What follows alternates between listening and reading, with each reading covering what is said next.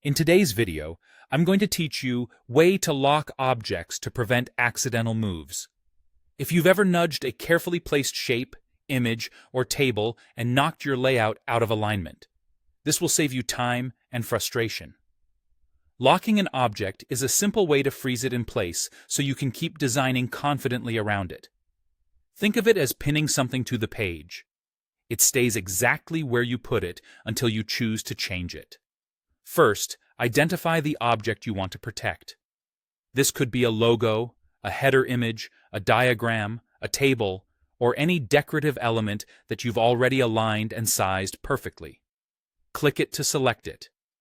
You'll usually see selection handles or a highlight appear around the object, which confirms it's active.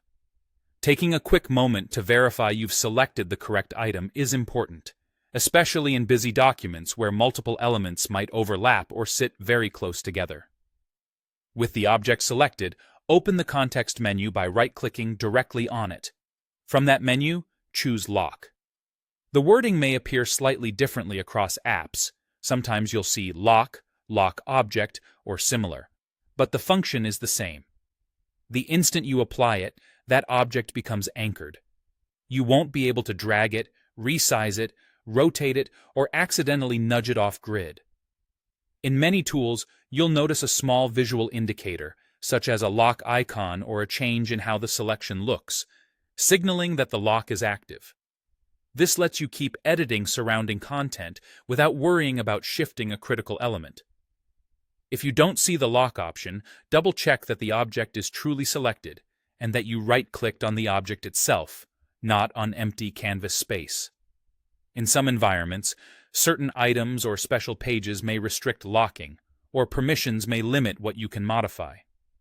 Also note that locked objects are intentionally unresponsive to drag actions, so if something isn't moving, that's a good sign the lock is working.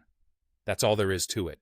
Select the object you care about, then right-click and choose Lock.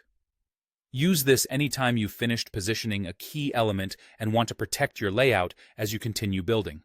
It's a small step that delivers a big boost to consistency and peace of mind.